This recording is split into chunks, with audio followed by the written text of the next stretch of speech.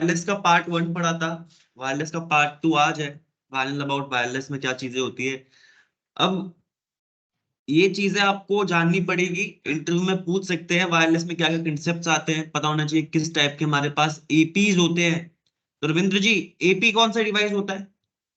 Access point, जिनके through आप wireless की कनेक्टिविटी पा सकते हो। वो सामने आपके क्या लिखा, ऊपर क्या लिखा? एपी, सिस्को का एपी है, ठीक है। डन। हमने कल चीज जानी थी कि वायरलेस में कैसे, वायरलेस क्या होता है, कैसे कनेक्टिविटी करते हैं ना। बीएसएस, एसएसआईडी, बीएसएसआईडी, ठीक है। किस टाइप के हमारे सर्विस सेट होते हैं, इंडिपेंडेंट, इंफ्रास्ट्रक्चर और मैश। तीन टाइप के होते हैं, किस तरीके से आपने डिजाइन किया अपना नेटवर्क, ठीक है।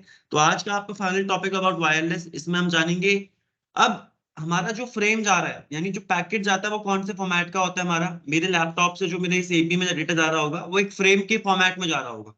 फ्रेम समझते हो? Layer 2 header, yes sir. है ना। तो उसके जो लेयर 2 हेडर में एपी समझना वो क्या होता है। फिर आज का कंसेप्ट आपका autonomous AP, light weight APs, cloud based APs. ये क्या, कौन से एपीज है? एक्सेस पॉइंट तो समझ में आ गया सर की, एक्सेस पॉइंट जिसके थ्रू हम वायरलेस के नेटवर्क में जुड़ सकते हैं।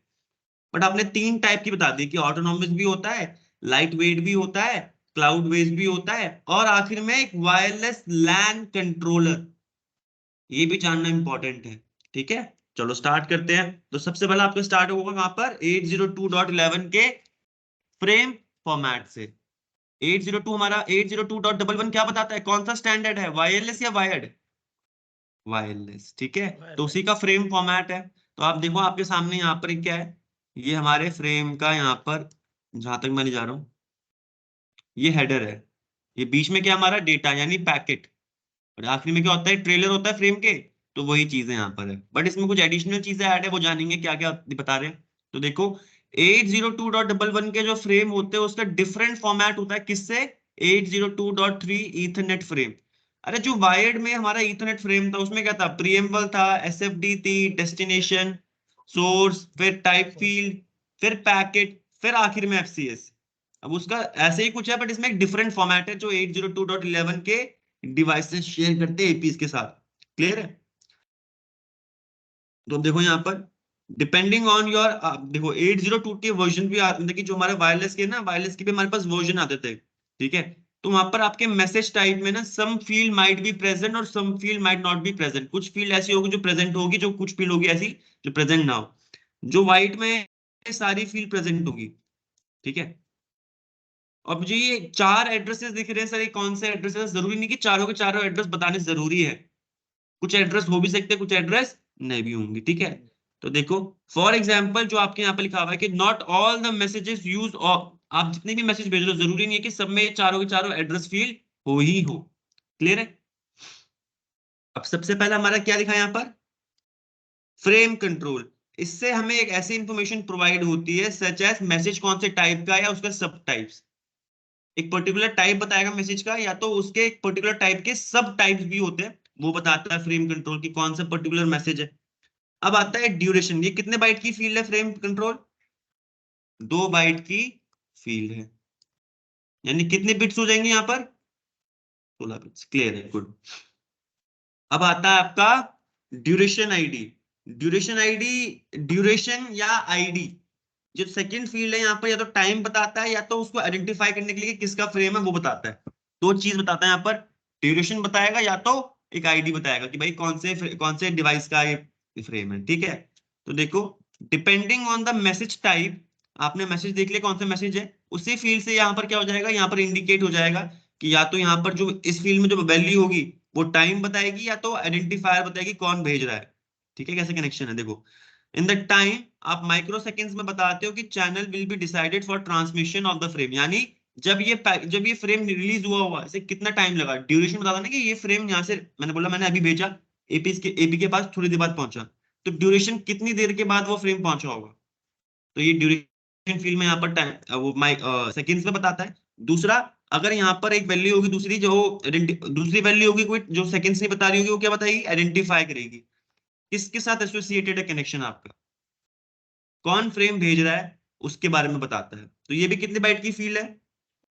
तो फ्रेम कंट्रोल बताता है टाइप कि भाई कौन सा मैसेज है, किस टाइप का मैसेज भेज रहे हैं हम, ठीक है। और ड्यूरेशन उसी के साथ ड्यूरेशन बताएगा, या तो आईडी उसी के बाद उसी के हिसाब से पता चलती है। तो ड्यूरेशन बताता है कितना टाइम लगा इस फ्रेम को पहुंचने में, ठीक है। और या तो क्या बताएगा, आइडेंटिफाई करेगा कि कौन भेज रहा है, किसके थ्रू एसोसिएटेड है फ्रेम। क्लियर है? ये भी कितनी बाइट की इंफॉर्मेशन है, ठीक है।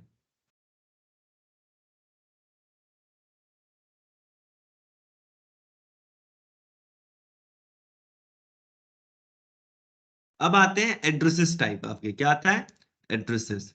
यार आपको पता है ये जो एड्रेसेस बात फ्रेम है, यानी मैक एड्रेस की ही बात कर रहा होगा। किसकी बात कर रहा होगा, मैक एड्रेस की। 6 बाइट का क्या होता है हमारा मैक एड्रेस। तो यहाँ पर एड्रेस 1, एड्रेस 2, एड्रेस 3 और एड्रेस 4 भी एक।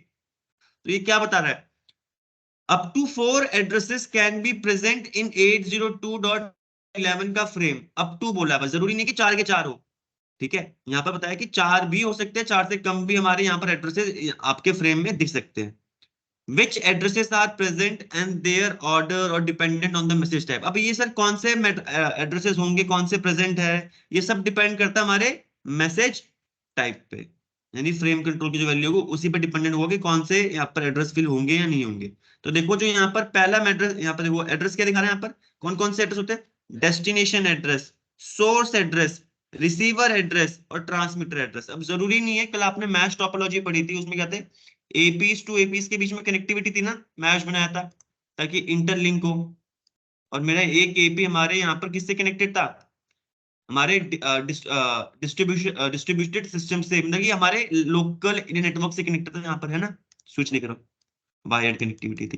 तो ये डॉटेड लाइन बता रहे हैं इनके बीच में क्या है, इंटर कनेक्टिविटी। हमने मैश टोपोलॉजी बना रखी है एपीज के बीच में।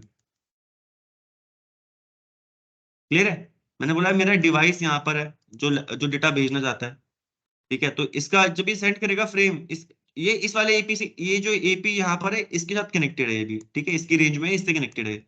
अब जब ये मैसेज भेजेगा, मैंने बोला किसी डेस्टिनेशन तक भेजना है, किसी और के पास, सोर्स अपना बताता है, सोर्स एड्रेस, डेस्टिनेशन भी बताना पड़ता है। ये दो फील्ड तो होगी, कौन भेज रहा है, कहाँ भेजना है, उसके बारे में इंफॉर्मेशन होगी। अब जब ये भेजेगा तो कौन रिसीव करेगा, हमारा ये वाला एपी करेगा। तो अब ये डिपेंड करता है कि यहाँ पर अब आपको देखना पड़ेगा कि आपकी कैसी टोपोलॉजी है, किस टाइप का मैसेज भेज रहे हो, किससे कनेक्टेड हो। तो यहाँ पर देखो डेस्टिनेशन और सोर्स तो क्या रहेंगे, जो सोर्स वो होता है जिसने ओरिजिनली भेजा था फ्रेम, यानी लैपटॉप है जिसके लिए भेजा था, एड्रेस वो होगा। मैंने बोला चाहे तो वो हमारे यहाँ पर एक दूसरा पीसी यहाँ पर लैपटॉप क्यों ना हो, या फिर किसी हमारे वायर्ड कनेक्शन से कोई पीसी क्यों ना हो, या फिर इंटरनेट में कोई बंदा क्यों ना हो, डेस्टिनेशन एड्रेस तो उसका रहेगा यहाँ पर। अब अब देखो जब इसने भेजा तो रिसीव किसने किया, इसका फ्रेम इसने किया। तो इसके पास भेजने के लिए इसको इसका एड्रेस तो बताना पड़ेगा। तो यहाँ पर आएगा रिसीवर एड्रेस। और जब ये आगे किसी और एपी को ट्रांसमिट करेगा, इसका फ्रेम मैसेज आगे फ्रेम करेगा, तो यहाँ पर ये, अब ये जब ये ट्रांसमिट करेगा तो अपने बारे में बताएगा मैं ट्रांसमिट कर रहा हूँ बट किसी और का फ्रेम कर रहा हूँ। तो यहाँ पर ट्रांसमीटर एड्रेस में अपना एड्रेस डाल देगा, मैक एड्रेस, और रिसीवर फ्रेम किसका डाल देगा एड्रेस, इस वाले एपी का। बट सोर्स और डेस्टिनेशन क्या रहते हैं, हमेशा सेम रहेंगे। बीच में अगर एपीज आ रहे हैं तो जो ट्रांसमिट कर रहा है वो अपना मैक एड्रेस डालेगा, जो रिसीव कर रहा है उसका मैक एड्रेस डालना पड़ेगा। क्लियर है? अब वो डिपेंड करता है कि आपके मैसेज टाइप पे। तो ये सारे के सारे एड्रेसेस जरूरी नहीं है कि हो ऐसे ही हो, ठीक है। क्लियर है यहाँ पर एड्रेसेस? अब आती है 2 बाइट की क्या, सीक्वेंस फील्ड। कौन सी फील्ड, सीक्वेंस कंट्रोल। इससे पता चलता है use to reassemble fragment and eliminate duplicate frame. मैंने आपको बताया था यहाँ पर क्या होता है, आपके जो फ्रेम, जब ये फ्रेम भेज रहा होगा, ये ऑल डायरेक्शन में भेज रहा होगा मेरा लैपटॉप भी, है ना। तो इसके पास डुप्लीकेट फ्रेम भी आ सकते हैं।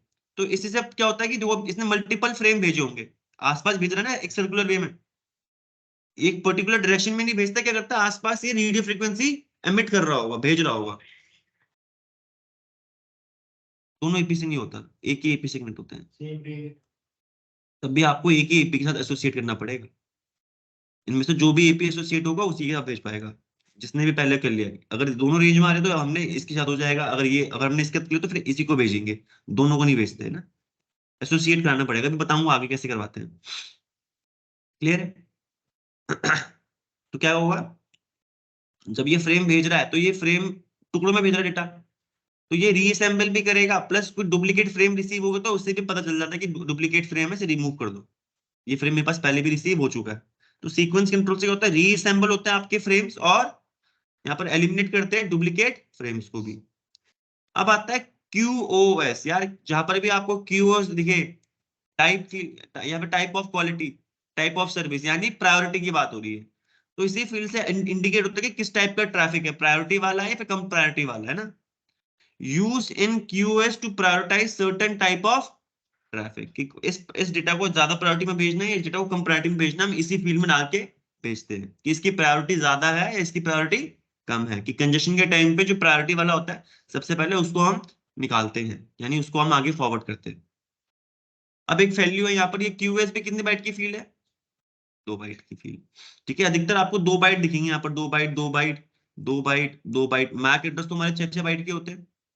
अब इसमें एक फील्ड है जो 4 बाइट की है, वो है हमारी हाई थ्रूपुट कंट्रोल। ठीक है, ये एक एडिशनल फील्ड है जो इसमें यहाँ पर हमारे 802.11 के फ्रेम में ऐड हुई थी। ठीक है, इसमें क्या होता है, आप यहाँ इनेबल कर सकते हो स्टूडेंट क्या, हाई थ्रूपुट ऑपरेशन। यार देखो, एक होती है बैंडविड्थ। बैंडविड्थ यानी मैंने बोला ये रोड है यहाँ पर, मैंने बोला यहाँ पर इमेजिन करते जो हमारा नेटवर्क है, इसके मैक्सिमम स्पीड क्या है, 100 MB का डेटा भेज सकती है, रिसीव भी कर सकती है मैक्सिमम। थ्रूपुट क्या होता है, एक्चुअल में कितना डेटा आ पा रहा है, क्योंकि इसमें देखो ये तो 100 भेज पा रही है, जो आपके फ्रेम आ रहे हैं इसमें और भी लोगों का डेटा आ रहा होगा, तो आपका थ्रूपुट कम हो जाता है। ठीक है, थ्रूपुट यानी एक्चुअल टाइम में कितना डेटा आ रहा है नहीं आ रहा है, तो मैक्सिमम बता दे कि मैक्सिमम इतना भेज सकते हैं। थ्रूपुट क्या होता है, एक्चुअल टाइम में आपके पास कितना डेटा आ रहा है या नहीं आ रहा। तो जब आपको इसमें एक फील्ड होती है कि आपको जब डेटा जल्दी से जल्दी भिजवाना हो, हाई थ्रूपुट देनी है उसको, तो हम यहाँ पर इसी फील्ड में वैल्यू ऐड करके भिजवा देते हैं। तो देखो 802.11 AN, इसको जो हमारा ये था जो हमारा स्टैंडर्ड था, इसको हम किस नाम से और जानते हैं, हाई थ्रूपुट। फिर मैंने पढ़ाया था ये एन क्या बताता है, 5 GHz की स्पीड फ्रीक्वेंसी। और 802.11 AC क्या है, is also known as very high throughput wifi. ठीक है, तो ये थ्रूपुट इंपॉर्टेंट होता है कि आपको किसी पर्टिकुलर डेटा को ज्यादा जल्दी भिजवाना है, थ्रूपुट देना है, या उससे भी ज्यादा आपको हाई थ्रूपुट देना है, आप इसी फील्ड में इंडिकेट कर देते हो। बीच में क्या हमारा डेटा ही है, that is known as packet. Packet समझ गए हो ना, नेटवर्क लेयर की चीजें। और आखिरी में क्या हमारा, एफसीएस। आई होप एफसीएस आपको पता ही है किस लिए use, basically use to check. 4 byte का हमारा वहां पर भी था फ्रेम हेड उसमें, और यहाँ पर भी उतना ही बाइट का है। क्लियर है, ये फ्रेम हेडर है, आपको बनाना बना सकते हो आप कॉपीज में फटाफट से अगर बनाना है तो, क्योंकि आज लास्ट क्लास है तो थोड़ा टाइम पे मैं।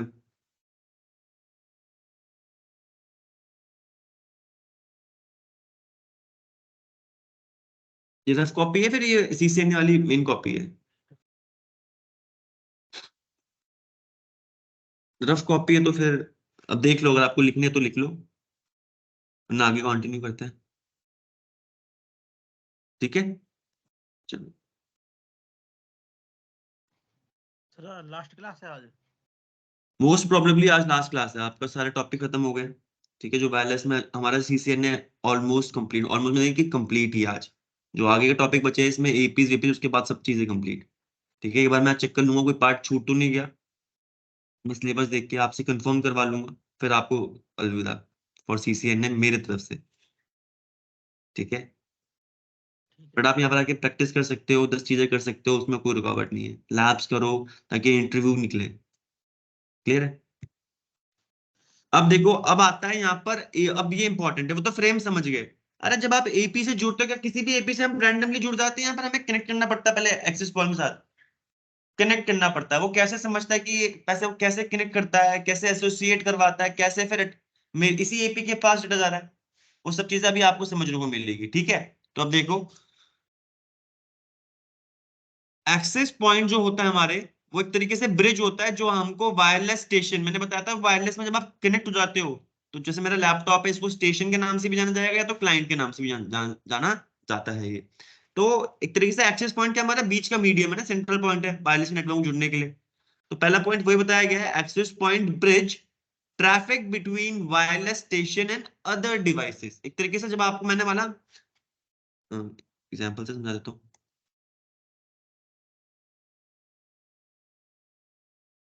ये रहा आपका एपी, इससे भाई मेरा लैपटॉप भी कनेक्टेड है, और यहाँ पर रविंद्र जी आपका लैपटॉप भी कनेक्टेड है।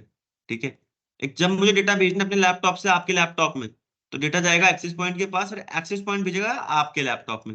एक तरीके से बीच का मीडियम हो गया ना, ब्रिज दिख रहा है, ब्रिज बनते हैं वैसे जो भी डेटा होगा आपका ऐसे ही जाएगा। तो एक तरीके से ये क्या करता है, access point bridge traffic between wireless station and other devices. आपको नेटवर्क में भेजना, अगर पीछे स्विच है तब भी आपका डेटा एक्सेस पॉइंट से होते ही जाएगा। क्लियर है? देखो, for a station to send traffic through a AP it must associate with the AP. अगर आपको एक्सेस पॉइंट के थ्रू डेटा भिजवाना है तो आपको एसोसिएट तो कराना पड़ेगा, जुड़ना तो पड़ेगा एपी के साथ। मैं बिना NS3 के एडीयू के नेट NS3 एडीयू के एपी से कनेक्ट किए बिना इंटरनेट थोड़ी एक्सेस कर पा रहा हूँ, है ना? तो देखो वो कैसे, पहले हमें एसोसिएट कराना पड़ता है। क्या करना पड़ता है? एसोसिएट। तो देखो हमारे पास ना यहाँ पर हमारे पास देखो क्या होता है, बेसिकली 3 स्टेट्स होती है 803.11 में। तब तक आप डेटा नहीं भेज पाओगे। पहली क्या स्टेट आती है, आपने ना ही यहाँ पर ऑथेंटिकेट किया है, ना ही एसोसिएट किया है। मतलब देखो, मैं रैंडमली जुड़ जाता हूँ क्या किसी भी एपी से? नहीं ना, मुझे पहले जाके पहले यहाँ पर सर्च करना पड़ता है। फिर ये सब अपने नाम बता रहे हैं, फिर इसमें जाऊंगा, यहाँ कनेक्ट क्लिक करूंगा, पासवर्ड आएगा, ऑथेंटिकेट करूंगा मैं।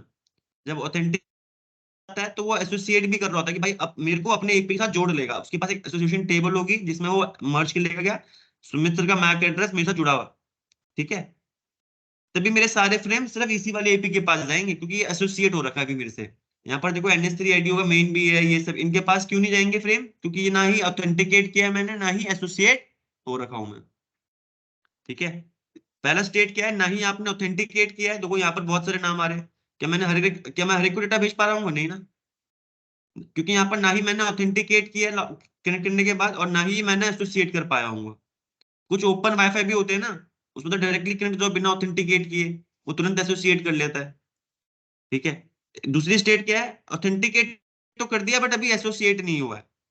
मतलब आपने यूजर नेम तो पासवर्ड दे दिया बट उसने अभी एसोसिएट नहीं किया है, अभी आपको ऐड नहीं किया है। तुरंत ऐड कर देता है बट अभी ऐड नहीं हुआ है। और तीसरी फाइनल स्टेट क्या होती है, ऑथेंटिकेट भी हो गया और एसोसिएट भी हो गया है। इसी के बाद आप डेटा भेज सकते हो। A station must authenticate and associate with the AP to send traffic through it। मैं यहाँ पर क्यों नेट चला पा रहा हूँ? क्योंकि मैंने यहाँ पर ऑथेंटिकेट भी किया होगा जब मैं इस एपी से जुड़ा हूँ, पासवर्ड डाला होगा, और फिर उस एपी ने मेरे को एसोसिएट भी कर लिया होगा कि भाई सुमित का मैंने जो लैपटॉप है, मैंने अपने उसको पता है कि सुमित का एक लैपटॉप है मेरे से कनेक्टेड, तो एसोसिएट भी हो चुका हूं मैं, तभी मैं डेटा भेज पा रहा हूँ। इनमें से कोई भी चीज ना हो, यानी ऑथेंटिकेट ना हो तो मैं जुड़ नहीं पाऊंगा, एसोसिएट ना हो पाऊं मैं तब भी डेटा नहीं भेज पाऊंगा। ठीक है, तो देखो होता क्या है यहाँ पर, देखो ये रहा मेरा एपी जहां मेरा कर्सर मूव कर रहा है स्टूडेंट, और ये क्या है, मेरा स्टेशन यानी मेरा लैपटॉप, स्टेशन या क्लाइंट। तो सबसे पहले क्या होता है, ये प्रोब की रिक्वेस्ट भेजता है। प्रोब रिक्वेस्ट यानी देखो दो टाइप की, पहले ना डिस्कवर करता है ये आसपास कितने एपीज हैं। जब इसकी रिक्वेस्ट इस एपी के पास पहुंची तो ये अपने बारे में बताता है कि भाई NS3 एडीयू एक एपी है यहाँ पर। देखो जब मैंने यहाँ पर बंद कर रहा होगा, मैंने वाईफाई बंद कर रखा होता तो मुझे यहाँ पर एपीज के बारे में पता होता नहीं ना। जैसे ही मैं ऑन करता हूँ तो क्या होता होगा, मेरा लैपटॉप ना यहाँ पर एक प्रोब रिक्वेस्ट भेजता है आसपास, एक रेडियो फ्रीक्वेंसी एमिट कर रहा होगा आसपास, एक रिक्वेस्ट भेज रहा होगा सारे एपीज को। सारे एपीज के पास जाती है प्रोब रिक्वेस्ट, चाहे एसोसिएट हो चाहे ना हो। ठीक है, जब उनके पास किसी भी एपी के पास एक एसोसिएट ये प्रोब रिक्वेस्ट आती है तो उनको रिप्लाई करना पड़ता है प्रोब रिप्लाई रिस्पॉन्स, कि भाई मैं NS3 आईडी हूँ। तो वो ये सब अपने बारे में बता रहे हैं। आपको लग रहा होगा ये ऐसे आ रहे होंगे? नहीं,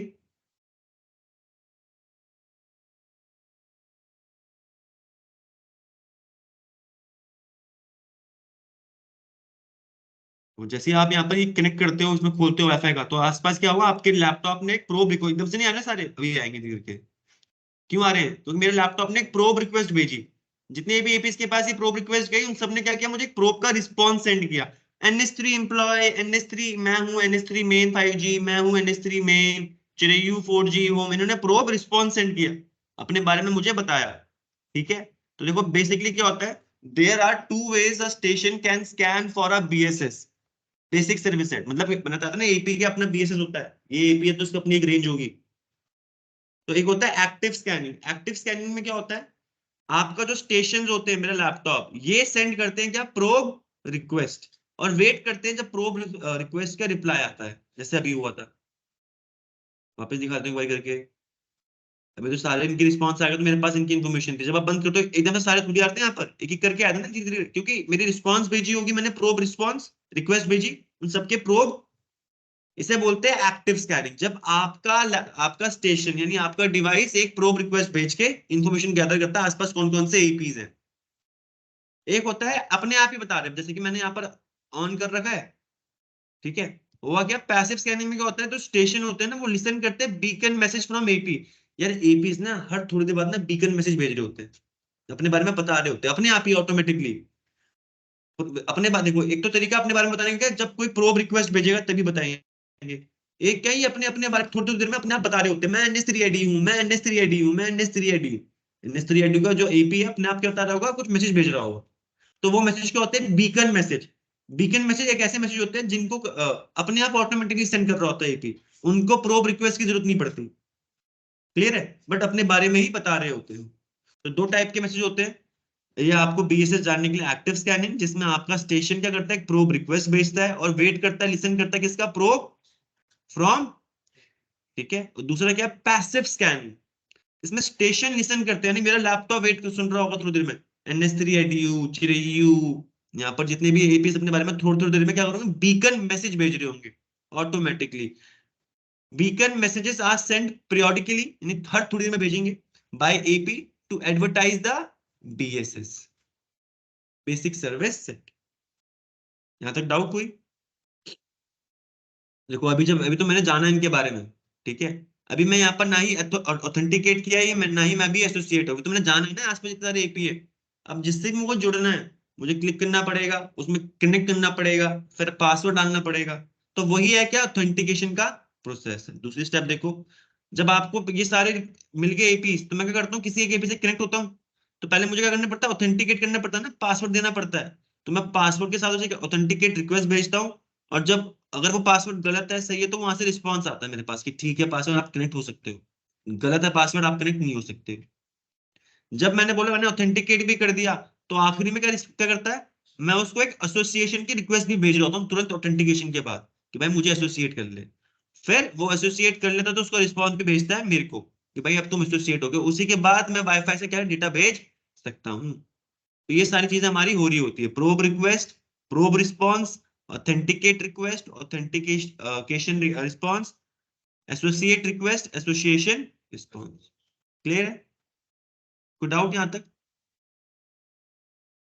तो देखो अब हमारे पास कौन कौन से मैसेज टाइप है, जो मैंने बताया था ना, आपकी जो फ्रेम हेडर था हमारा यहाँ पर, इसमें मैसेज टाइप बताते हैं कौन सा मैसेज भेज रहा है, बीकन भेज रहा है, प्रोब भेज रहा है, या असली कोई पैकेट भेज रहा है, कोई फ्रेम भेज रहा है ना।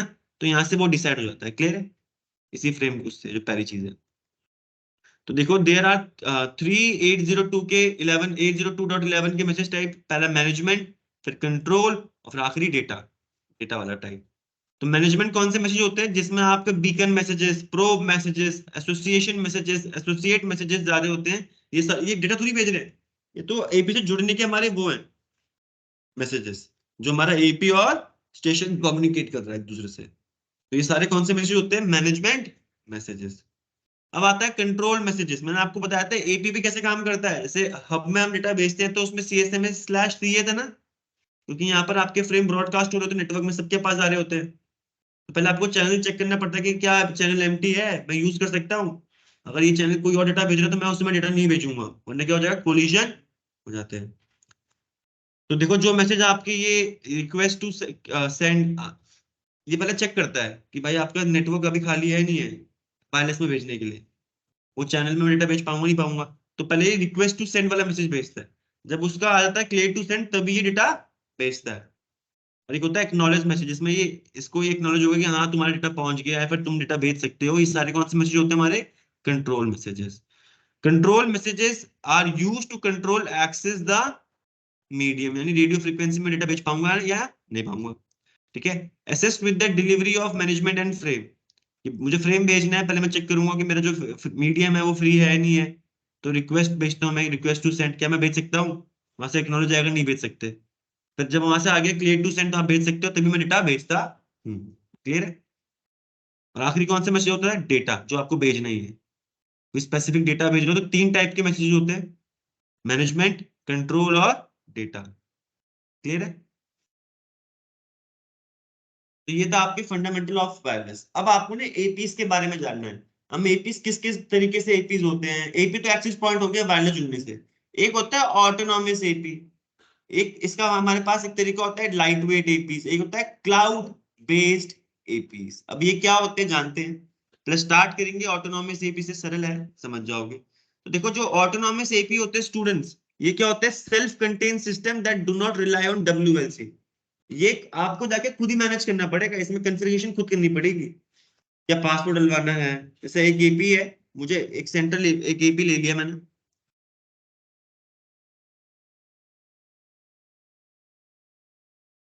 एक एक्सेस पॉइंट है। अब मैं इसे खुद ही मैनेज कर रहा हूँ, मैं इसमें खुद ही पासवर्ड की सेटिंग कर रहा हूँ, खुद ही आईपी बता रहा हूँ, खुद ही इसको बता रहा हूँ कि तुम्हें किस किस से जुड़ना है, ठीक है।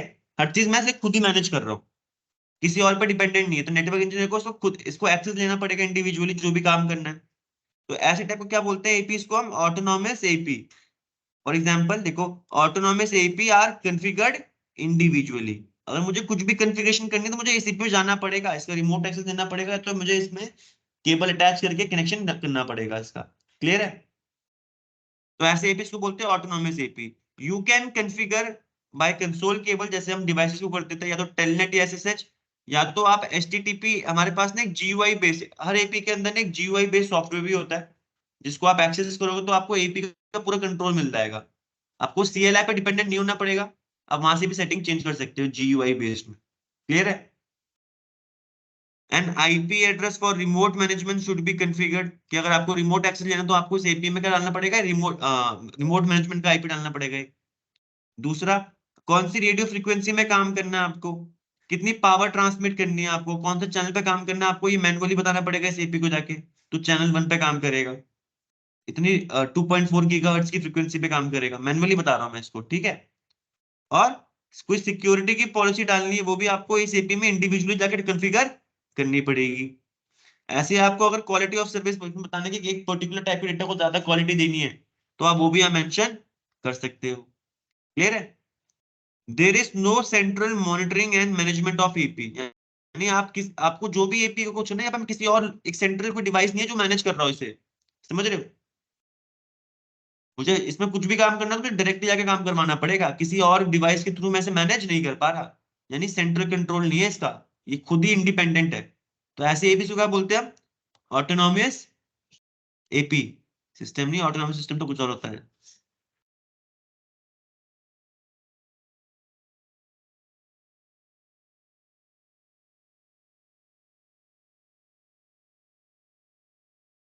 देखो यहाँ पर, autonomous AP connected to a wired network with a trunk. अब देखो जब भी आप ऑटोनॉमस एपी को कनेक्ट करोगे अपने सिस्टम, अपने डिस्ट्रीब्यूशन सिस्टम से, यानी एक स्विच से, तो आप स्विच का कौन सा पोर्ट बनाओगे यहाँ पर? ट्रंक लिंक बनाओगे, ठीक है। कौन सा लिंक बनाते हैं हम? ठीक है। Data traffic from wireless client has a very direct path to the wired network or the other wireless client associated with the AP. For example, इसका मतलब क्या है? देखो यहाँ पर डायग्राम देखना, जहां मेरा कर्सर मूव कर रहा है, इस डिवाइस को डेटा भेजना है, फॉर एग्जांपल इस वाले डिवाइस के साथ जो दूसरे एपी के साथ कनेक्टेड है, बड़ी इसी नेटवर्क में। तो डेटा कैसे जाएगा? डेटा इस पीसी का गया एपी के पास जिससे भी एसोसिएटेड था ये, इसने भेजा हमारे स्विच के पास, स्विच ने भेजा हमारे कौन से लेयर 3 स्विच के पास, लेयर 3 स्विच से क्या हमारे एपी के इस वाले स्विच के पास आया, इस वाले स्विच से कहाँ गया, इस वाले एपी जहां पर भेजना था। तो जो आपको दिख रहा है डायरेक्ट पाथ है, कैसे जा रहा है आपको, जो भी डेटा है वो आपके इसी नेटवर्क से होते हुए जाएगा। क्लियर है? जैसे नॉर्मली बिहेव करता है, आपको पता है डेटा ऐसी मूव, जो आपने लिंक बनाया वो वैसे मूव मूव करेगा ना वो। क्लियर है? ठीक है। Each VLAN has to stretch across the entire network. अब जो आपका नेटवर्क है पूरा, तो आपको हर एक एपी में ये VLANs बताने पड़ेंगे, VLAN 10 और VLAN 20। क्लियर है? ताकि क्या हो, लार्ज ब्रॉडकास्ट डोमेन हो, स्पैनिंग ट्री हम डिसेबल ना करें किसी लिंक को, और एडिंग और deleting VLAN is very labour intensive task. ठीक है? ये हमारा क्या होता है एक्चुअली, वो होती है गलत प्रैक्टिस होती है, अगर आपने ऐसा किया कि आपने सारे VLANs में दे दिया। क्या लिखा है? Each VLAN has to stretch across the entire network, this is consider bad practice. क्यों बैड प्रैक्टिस? क्योंकि यहाँ पर एक लार्ज ब्रॉडकास्ट डोमेन हो जाएगा, ब्रॉडकास्ट के फ्रेम हर एक एपी के पास जाएंगे, स्पैनिंग ट्री भी कुछ लिंक्स को डिसेबल कर सकता है, एडिंग और न्यू VLAN, आपको अगर कोई नया VLAN ऐड करना है तो वो भी क्या हो जाएगा, आपको हर एक एपी में आके कॉन्फ़िगर करना पड़ेगा, है ना। तो ये थोड़ा लेबर इंटेंसिव, यानी काम ज्यादा हो जाएगा आपके लिए। अब autonomous AP can be used in small network, जहां पर आपका नेटवर्क ज्यादा बड़ा नहीं, वहां पर हम ऑटोनॉमस एपी ही यूज करते हैं। But they are not viable in a मतलब कि बट ये सही नहीं है एक मीडियम साइज की कंपनी जहां पर मल्टीपल एपीज है, बड़ा नेटवर्क है, या फिर एक बहुत बड़ी कंपनी जिसके पास बहुत सारे एपीज है, उसकी खुद की कंपनी के। ठीक है? Large network can have thousands of APs, इसीलिए आपको लग रहा है इक्का दुक्का एपी, मैंने बोला किसी अच्छी कॉर्पोरेट ऑफिस में जाओगे तो वहां पर बहुत सारे एपीज होते हैं, ठीक है। तो वहां पर ये ऑटोनोमस एपी सही नहीं है, क्योंकि आपको अगर इंडिविजुअली मेंटेन करना पड़ जाएगा तो 1000 एपी में काम करते करते पूरा महीना कट जाएगा आपका। एग्जाम्पल ले रहा हूँ, क्या पता 2 दिन लगे, 5 दिन लगे, टाइम निकल जाएगा ना। इसके पास, हमारे पास और भी एपीज टाइप्स के एपीज होते हैं, उनको जान लोगे आप समझ जाओगे क्या बोल रहा हूँ। तो autonomous AP can also function in the mode covered in, जो जो हमने पढ़ा था, repeater mode, outdoor bridge, work group bridge, जो हमने कल की क्लास में पढ़े थे। इन मोड्स में भी ये काम कर सकता है, हर एपी में होता है। रिपीटर मोड यानी आपका जो सिग्नल है वो आगे सिर्फ दूसरे एपी के पास ट्रांसमिट कर देगा, उसने खुद जनरेट नहीं किया ना, उसने आगे दूसरे एपी के साथ ट्रांसमिट कर दिया। फॉर एग्जाम्पल,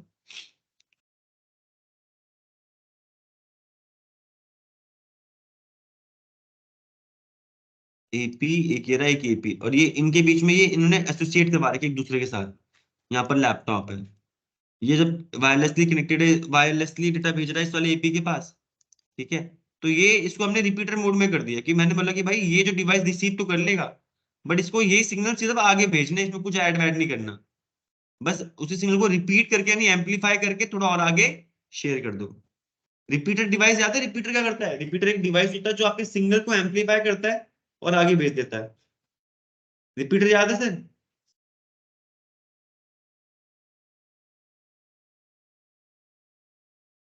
रिपीट से यार एग्जांपल लो, रविंद्र जी, ऐसे वो केबल से वो बीच में वो लगाते हो। हाँ हाँ, वो तो रिपीटर एक्चुअली डिवाइस है जो काम कर रहा है, हम एपीज में भी कर सकते हैं। देखो रविंद्र जी, आप यहाँ खड़े हो, मैंने बोला नवीन जी यहाँ खड़े हैं, आप जो आवाज मार रहे हो ना, जो आपने बोला, वो एक टाइम के बाद स्लो हो जाएगी, है ना। तो आपने यहाँ पर एक बीच में एक बंदा और खड़ा कर दिया, जो क्या कर रहा है, जो उसने आवाज सुनी, इसको एम्पलीफाई करके आगे और पास कर रहा है कि भाई ये रविंद्र जी बोल रहे हैं, ठीक है, तो जो इनके पास पहुंच जाए। क्लियर है? तो ये, हाँ, कि आपके जो सिग्नल एक पर्टिकुलर रेंज के बाद डिमिनिश हो जाते हैं, तो आपने बीच में एक ऐसा ऐसे एपी लगा दिया जो कौन से मोड में, रिपीटर मोड में, वो आपके सिग्नल्स को वापस आगे दूसरे एपी के पहुंचा रहा है, ताकि वो और दूर तक ट्रेवल कर ले। क्लियर? अब समझ में आया? बस यहाँ पर इंसान की जगह एपी लगा देना।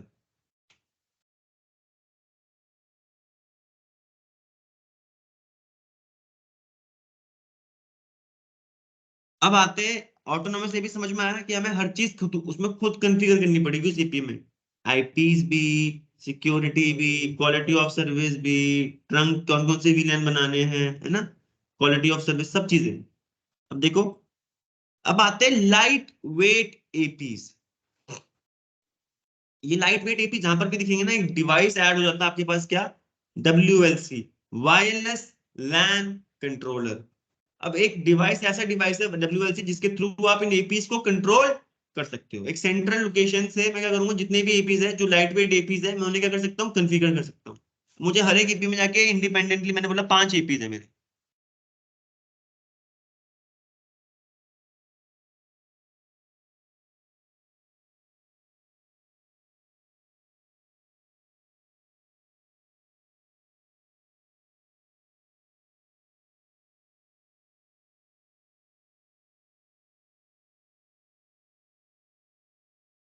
एक ऐसा WLC है, यानी वायरलेस लैन कंट्रोलर, जिससे मेरे सारे के सारे एपी कनेक्टेड है, ठीक है। मैं इस पे, मैं किसको एक्सेस लूंगा, मैं WLC का एक्सेस लूंगा, और इसी जगह से मैं सारे एपीज को कॉन्फ़िगर कर सकता हूँ। तो यही है लाइट वेट एपीज की फंक्शनैलिटी, कि लाइट वेट एपीज होनी चाहिए नीचे, जो एपीज हैं ऑटोनोमस एपी होने चाहिए, कौन से होने चाहिए, लाइट वेट एपीज। तभी WLC के थ्रू मैं क्या कर सकता हूँ, इन एपीज को कंट्रोल कर सकता हूँ। यानी जो काम मैं ऑटोनोमस एपी में मैंने इंडिविजुअली कर रहा था, मैं अब एक सेंट्रल लोकेशन से मैनेज कर पा रहा हूँ, वो सेंट्रल लोकेशन क्या बन जाती है हमारी, WLC। क्लियर है? तो the function of AP can be split between AP and wireless LAN controller. जो फंक्शन था एपी का, कि भाई कनेक्टिविटी प्रोवाइड करना, मैनेजमेंट करना, वो खुद को जो ऑटोनोमस एपी कर रहा था, उसको हमने 2 भागों में कर दिया। एक तो वो एपी अपना काम खुद करेगा, जो कनेक्टिविटी करता था, डेटा सेंड और रिसीव कर रहा है। दूसरा जो कंट्रोलिंग पार्ट था, हम क्या करवाएंगे, वायरलेस लैन कंट्रोलर से करवाएंगे। तो लाइट वेट एपीज में क्या होता है, दोनों चीजें होती है सर। देखो, लाइट वेट एपीज की स्पेशलिटी क्या होती है, इनमें एपीज भी होते हैं और ये क्या होता है, वायरलेस लैन कंट्रोलर भी होता है। Lightweight APs can handle real-time operation like transmitting and receiving radio frequencies. ये transmit कर रहा है और receive भी कर रहा है radio frequency जो receive हो रही है. Encryption and decryption of traffic. यही लाइट वेट एपी कर रहा है, इनक्रिप्ट क्यों करना पड़ता है? क्योंकि जो आपके फ्रेम है एपी जो भेज रहे हैं वो आसपास सारे नेबर के पास जा रहे होते हैं। अगर वो इनक्रिप्ट ना करे तो वो सब पढ़ सकते हैं कि भाई रविंद्र जी क्या बोल रहे हैं, एपी क्या भेज रहा है रविंद्र जी, वो सब पढ़ सकते हैं। इसलिए एपी यहाँ पे क्या कर रहा है, हर फ्रेम को क्या करता है, इनक्रिप्ट करता है सिक्योरिटी के लिए। क्लियर? दूसरा, सेंडिंग आउट बीकन मैसेजेस और प्रोब मैसेजेस और एक्सेट्रा एक्सेट्रा मैसेज जो आपने पढ़े थे, मैनेजमेंट कंट्रोल और डेटा वाले मैसेजेस। क्लियर है? Other function are carried by WLC. जो बाकी के फंक्शन है, for example radio frequency management या सिक्योरिटी को जो आपको करना है, वो सारा जो चीजें कर रहे हो आप, क्लाइंट ऑथेंटिकेशन क्या पास में लाना है, क्लाइंट एसोसिएशन, ये सारी चीजें हमें, ये कौन करता है? वायरलेस लैन कंट्रोलर का पार्ट होता है। इसीलिए लाइट वेट एपीज को हम एक और नाम से जानते हैं। किस नाम से जानते हैं? Split MAC architecture. जब भी आपको लाइट वेट, कभी आपको सुनने में आता है स्प्लिट स्प्लिट मैक आर्किटेक्चर क्या होता है, यानी लाइट वेट एपीज लगा रखे हैं आपके नेटवर्क में। क्लियर है? उन्हीं में ये फंक्शनलिटी होती है। तो देखो, WLC is also use to centrally configure light wait APs. मैंने बोला ये सारे के सारे लाइट वेट एपीज हैं। एक और AP light weight AP, but इसमें मैंने क्या फंक्शनलिटी है, WLC की। मैं इसके थ्रू बाकी एपीज को कर सकता हूँ, कंट्रोल कर सकता हूँ। ये एपी भी है, ये भी एपी है, बट ये इसमें फंक्शनलिटी क्या है, WLC की। नीचे वाली भी WLC की कैपेबिलिटी है, बट मैंने ऐड सिर्फ यहाँ पर किया हुआ, जिसके थ्रू मैं कंट्रोल किसको कर सकता हूँ, बाकी नेटवर्क में जितनी भी लाइट वेट एपीज होंगे। क्लियर है? तो WLC can be located in the same subnet, यानी सेम नेटवर्क में हो सकता है, या तो किसी और नेटवर्क में भी हो सकता है। As the light weight AP it manages और इन डिफरेंट सबनेट। जरूरी नहीं है कि आपको सेम नेटवर्क में ही हो आपका WLC, एक डिफरेंट नेटवर्क में भी हो तब भी वहां पर वो कंट्रोल कर सकता है बाकी लाइट वेट एपीज को, अगर जिनके साथ वो एसोसिएटेड है। ठीक है? WLC and lightweight AP authenticate each other using digital certificate। Sir ये कैसे ऑथेंटिकेट? पहले ना देखो, एक और देखो, मैंने बोला यहाँ पर जितने भी एपीज थे ये इस WLC के साथ कनेक्टेड है, कनेक्टिविटी है, तभी ये कंट्रोल कर पा रहे हैं। अब ये एक और एपी लिया है, बट मैंने कनेक्टिविटी नहीं करी इसके साथ, एसोसिएट नहीं कर पाया, तो ये WLC से कंट्रोल नहीं करेगा। क्यों नहीं करेगा भाई? क्योंकि मैंने यहाँ पर इसके और इसके बीच में ना डिजिटल सर्टिफिकेशन, जैसे बताना पड़ता था कि भाई मैं तुम्हारी कंपनी का मेंबर हूँ, तभी तो मैं तुम्हें पढ़ाऊंगा। तुम यहाँ पर आके बैठ के मेरे बैच में कोई एक स्टूडेंट, तो मैं नहीं पढ़ाऊंगा उससे, मैं बोलूंगा भाई कौन हो आप, मुझे नहीं बताया गया, तो मैं थोड़ी पढ़ाऊंगा उसे। ऐसे ही इनका भी काम होता है कि भाई जो हमने यहाँ पर एसोसिएट नहीं करवाया, उन्होंने तो कोई भी, रविंद्र जी एक नेटवर्क में अपना एपी लगा देंगे, फिर वो WLC से करवा देंगे कनेक्ट, तो चीजें खराब हो सकती है। क्योंकि इसमें भी कैपेबिलिटी होती है WLC की, क्या पता आप फिर यहाँ से इनको कंट्रोल कर पाओ। समझ रहे हो? तो ऐसा नहीं होने देते। तो हम क्या करते हैं, WLC and light wait APs authenticate जितने भी होते हैं, कैसे कैसे करते हैं, कैसे एक दूसरे को ऑथेंटिकेट करते हैं, विद द हेल्प ऑफ एक डिजिटल सर्टिफिकेशन। हमें इंस्टॉल कराना होता है ईच डिवाइस में, यानी लाइसेंस करवाना पड़ेगा। उसी के बाद हम WLC से आप कर पाते हैं, कनेक्ट कर पाएंगे। जिसने यहाँ पर डिजिटल सर्टिफिकेट शेयर नहीं किया WLC के साथ, ये भी ऑटोमेटिकली करते हैं, तो वो क्या वो ऑथेंटिकेट या एसोसिएट नहीं होगा WLC से। Clear? This ensure that only authorize AP can join the network, वरना तो कोई भी अपना एपी ले आएगा, WLC से कनेक्ट कर देगा, डेटा भेज पाएगा। हमें ऐसा नहीं चाहिए। जिसने डिजिटल सर्टिफिकेट शेयर किया और वो डिजिटल सर्टिफिकेट वैलिड है, मैंने बता रखा था कि ये डिजिटल सर्टिफिकेट हमारे ऐसे चलते हैं, तभी वो एसोसिएट कर पाएगा, वरना नहीं करता WLC।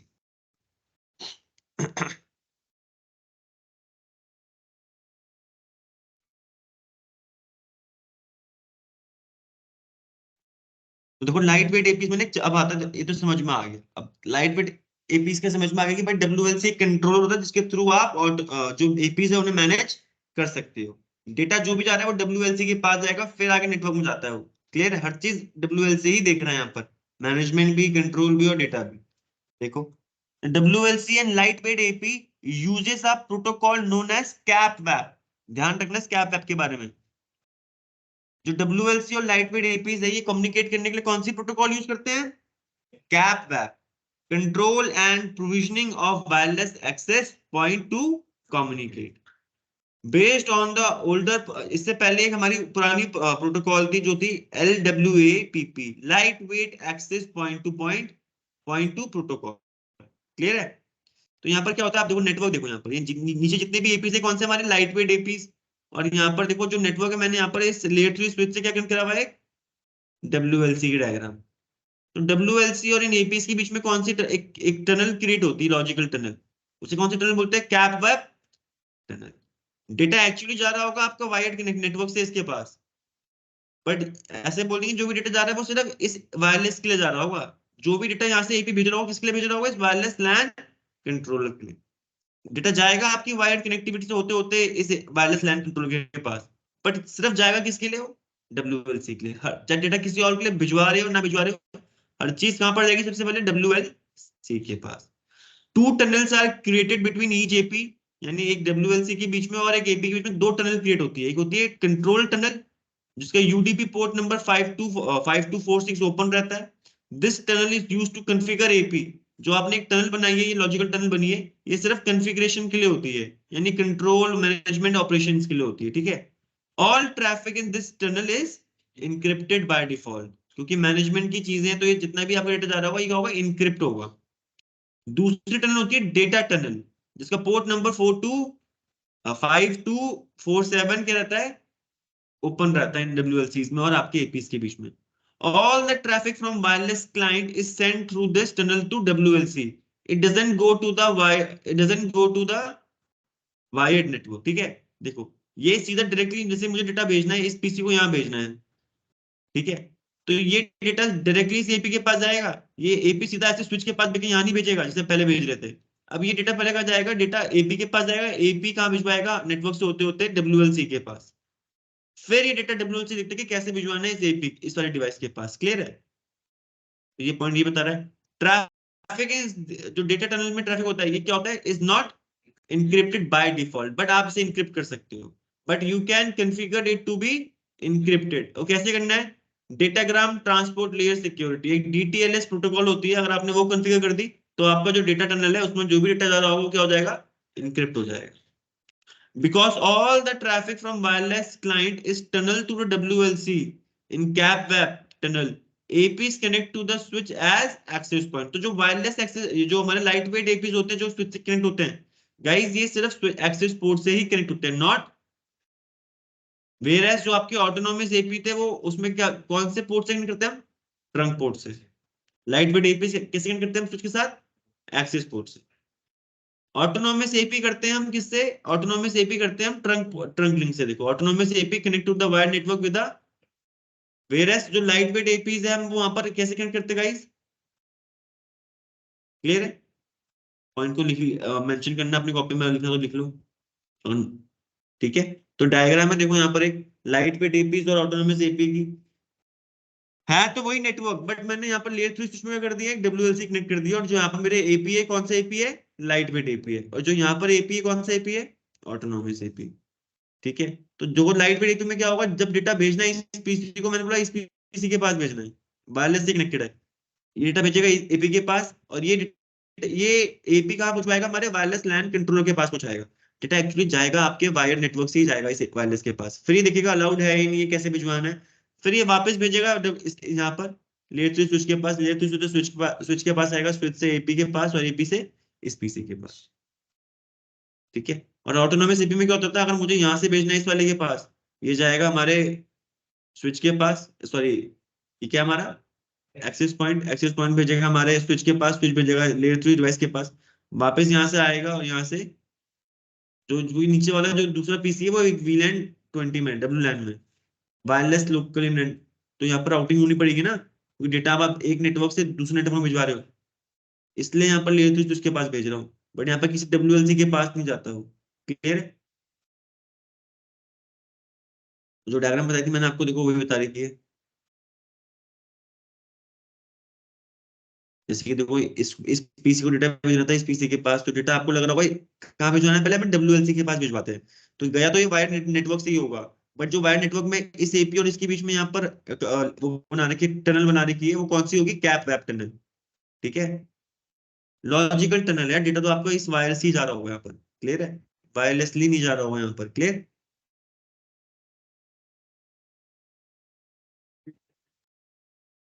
ये हमारे ना देखो, हमारे ना कंपनी ना ऐसे करती है कि अभी तो सामने नेटवर्क बना रखा है, ये स्विच नहीं है, लेयर 3 स्विच है, ठीक है।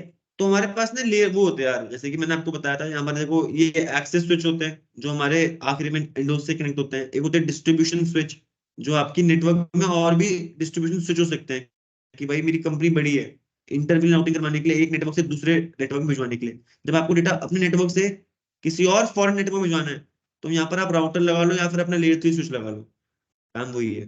तो यहाँ पर आगे और डायग्राम बनाई नहीं है, ये तो दिखा रहा है कि क्या पता आपको एक फॉरेन नेटवर्क में भिजवाना हो किसी को डेटा। ये देखो, ये अब इस पीसी को डेटा भिजवाना था किसी और नेटवर्क में, यहाँ पर नहीं। तो ये डेटा जाएगा पहले इस एपी के पास, एपी भिजवाएगा कहाँ पर, वायरलेस लैन कंट्रोलर के पास, फिर ये देखेगा कि कैसे भिजवाना है उस डिफरेंट नेटवर्क में। ये बताता है फिर स्विच को, स्विच भेजेगा दूसरे डिस्ट्रीब्यूशन स्विच को।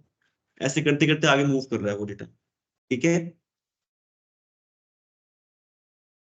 तो देखो लाइट वेट एपीएस के कुछ बेनिफिट होते हैं, वो क्या है, scalability, dynamic channel assignment, transmit power optimisation, self healing wireless coverage, seamless roaming, load balancing, security है, ये सब हमारे क्या है, लाइट वेट एपीएस के बेनिफिट्स हैं।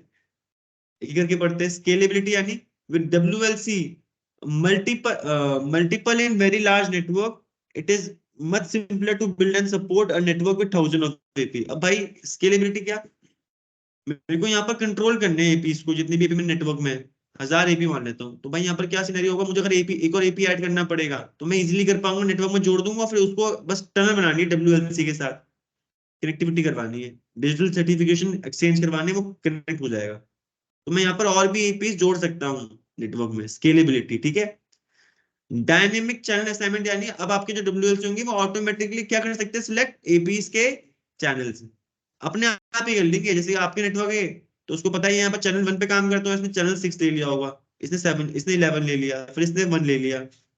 ठीक है, तो ऑटोमेटिकली भी कर सकते हैं, चैनल असाइनमेंट कर सकते हैं लाइट वेट एपीस। दूसरा ट्रांसमिटिंग पावर एंड ऑप्टिमाइजेशन, मैंने बताया था कि आपको जो ये रेडियो फ्रीक्वेंसी एमिट हो रही है कैसे होती है, एक पर्टिकुलर पावर हम भेजते हैं एंटीनाज में, वो एंटीना करते हैं उसी पावर को किस में कन्वर्ट करते हैं, रेडियो फ्रीक्वेंसीज में। तीसरी चीज क्या है, self healing wireless coverage, when an AP stop functioning the WLC can increase the transmit power of nearby AP to avoid coverage. अब जैसे कि देखो बीच में एपी बंद हो गया, इन्होंने अपनी पावर की जो उनकी रेंज थी ना, इन्होंने कम कर रखी थी। कम पावर तो कम रेडियो फ्रीक्वेंसी की रेंज होगी, ज्यादा पावर तो ज्यादा दूर तक से सिग्नल जा पाएंगे। क्लियर है, तो क्या करेंगे, जब इन्होंने देखा इसका एपी की ये बंद हो गया, तो इसने अपनी पावर ट्रांसमिटिंग अपना बढ़ा दी और इसकी भी बढ़ा दी, ताकि क्या हो, आपका जो कवरेज एरिया वो और इंक्रीज हो जाए, जब बीच में गैप ना रहे। ठीक है, क्योंकि मैंने आपको बताया था ये सारे हमारी कंपनी के नेटवर्क में, जब बंदा एक जगह से दूसरे दूसरी जगह मूव करे तो उसको बार बार अपना फोन निकाल के एपी से कनेक्ट ना करना पड़े, ऑटोमेटिकली वो किससे कनेक्ट जो है, हमारी नेटवर्क के एपी से। ठीक है, अब आता है लोड बैलेंस। अब देखो सीमलेस रोमिंग, सीमलेस रोमिंग क्यों, client can roam between AP with no noticeable delay. मैं यहाँ पर खड़ा था, मैं मूव करते करते 10 फ्लोर क्रॉस करते करते यहाँ पहुंच गया। ये सारे एपीस थे, जब तक मैं मूव कर रहा था ना, क्योंकि मेरे नेटवर्क के एपी सबके नाम सेम होंगे, एसएसआईडी सेम होगी, बीएसएसआईडी अलग होगी, बट मैं यहाँ पर हर एक एपी से कनेक्ट होते हुए जा रहा हूँ ऑटोमेटिकली। ठीक है, ताकि मेरे पास मैं नेटवर्क से जुड़े रहूं। क्या आप जब अपने घर से निकलते हो बाहर, तो जितने भी एंटीना आ रहे होते हैं सेल टावर के नेटवर्क, क्या आप इनसे कनेक्ट होते हो, फिर ऑटोमेटिकली कनेक्ट हो जाते हो उनसे, क्यों पाते हो, वहां पर भी कोई प्रोटोकॉल चल रही होगी। ठीक है, ऐसे ही यहाँ पर भी होता है लाइट वेट एपीस में। क्लियर है, लोड बैलेंसिंग क्या, अगर कोई क्लाइंट की रेंज हमारे आती है 2 एपीस के बीच में, उसने देखा मेरा डब्ल्यूएलसी जो जिससे मैं कनेक्टेड हूँ अभी बहुत बिजी है, तो वो डेटा भिजवा देगा कहाँ पर, जो भी ऐसे एपी जो लीस्ट यूज हो रहा है अभी, डेटा उसके पास भिजवा देगा। बट वो कंडीशन क्या है, जब आप ऐसे नेटवर्क में आ रहे हो जब आपके पास दो सेम नेटवर्क के एपीज है, दोनों सीमलेस कनेक्टिविटी प्रोवाइड करने के लिए है, तो जो भी एपी कम बिजी होगा डेटा आप उसके पास भिजवा देते हैं। क्लियर है, और security of type of management, यानी आप सेंट्रल जगह से आप सिक्योरिटी और ये क्वालिटी ऑफ सर्विस की पॉलिसीज भी इंप्लीमेंट कर सकते हो, यानी डब्ल्यूएलसी से सारे एपी को कंट्रोल कर सकते हो कि भाई इस पर्टिकुलर ट्रैफिक को ज्यादा प्रायोरिटी देनी है, इस पर्टिकुलर ट्रैफिक को कम प्रायोरिटी देनी है, पासवर्ड आपको ये होगा, सारी सिक्योरिटी कॉन्फ़िगरेशन आप डब्ल्यूएलसी से करवा सकते हो, और सब भी एपी में हो जाएगा वो। तो ये ज्यादा एफिशिएंट वे है हमारे ऑटोनोमस एपी के तहत। क्लियर, देखो light weight APs can be configured in 2 various mode, 2 mode होते हैं इसमें, वेरियस मोड कौन से, एक लोकल और एक फ्लेक्स कनेक्ट। तो लोकल मोड क्या होता है हमारा? In this mode by default AP offer BSS for client to associate, मतलब यानी अपने बारे में बता रहा है लोकल मोड में। अब फ्लेक्स कनेक्ट क्या होता है, सुनना समझना। Like lightweight APs in local mode, it offer one or more BSS for the client to associate with it. However, Flex Connect allow AP to locally switch to the traffic between wired and wireless network if WLC connection goes down. अब मैंने बताया था कि आपको जो भी data WLC से जा रहा था ना, अगर यहाँ पर मैंने इन एपी में मैंने क्या करा, अगर ये वायरलेस लैन कंट्रोलर बंद हो गया तो आपका डेटा आप भेज नहीं पाओगे एपी के थ्रू। हर चीज आपकी WLC पे डिपेंडेंट थी। बट मैंने यहाँ पर इन एपी को एक ऐसे मोड में डाला होता है, यानी फ्लेक्स कनेक्ट मोड में डाला हुआ था, कि बाय चांस आपका यहाँ पर ये WLC के साथ कनेक्शन टूट जाता है, फिर आप इंडिपेंडेंटली डेटा भेज पाओ उस पर्टिकुलर डिवाइस तक। ऐसे नहीं कि आपको WLC चाहिए चाहिए, बट आपको ये फ्लेक्स कनेक्ट की कनेक्ट जो फंक्शनैलिटी ये इनेबल करनी पड़ेगी हर एक लाइट वेट एपीज में। ठीक है, कि आपका क्या लिखा है, if your wireless LAN controller goes down AP can switch to ये लोकल मोड में चला जाएगा और ट्रैफिक वायर नेटवर्क में खुद से भेज सकता है वो। ऐसे नहीं कि वायरलेस लैन कंट्रोलर की इजाजत चाहिए मुझे। ये रहा फ्लेक्स कनेक्ट का एग्जांपल। देखो पहले हमारा डेटा जा रहा था ना, हमेशा वो डेटा नेटवर्क के बाहर भेजना था, तो डेटा जो भी था मेरा एपी के पास आ रहा था, एपी कहाँ भिजवा रहा था, वायरलेस लैन कंट्रोलर, फिर यही भिजवा रहा था वापस हमारे दूसरे बंदे के पास। अब कभी मेरा WLC खराब हो जाए तो मैं डेटा फिर भी डायरेक्टली भेज सकता हूँ। देखो ये एपी का मैंने इस एपी में फ्लेक्स कनेक्ट मोड इनेबल किया हुआ था, और यहाँ पे मेरा कनेक्शन टूट गया WLC के साथ, क्योंकि यहाँ पर फ्लेक्स कनेक्ट मैंने इनेबल किया हुआ था इस एपी में, तो उसने डायरेक्टली भेज पा रहा है अब ये जहां पर भी मुझे भेजना है। अब WLC की परमिशन नहीं चाहिए सर बार। क्लियर? डायग्राम समझ में आ रही है? ठीक है, और भी मोड है यहाँ पर देखो। कैसे मोड है? Sniffer mode. स्निफर मोड यानी अब ये देखो, AP does not offer BSS for client. AP ने अपने बारे में किसी को बता नहीं रहा होगा, एक एपी होगा अपने बारे में किसी को बता नहीं रहा होगा यहाँ पर। सुनो, अगर वो कौन से मोड में, स्निफर मोड में, या बट वो क्या कर रहा होगा, जितने भी उसके पास यहाँ पर लोग, आप किसी और वायरलेस, मैंने बोला एक एपी हमारे पास ऐसा है,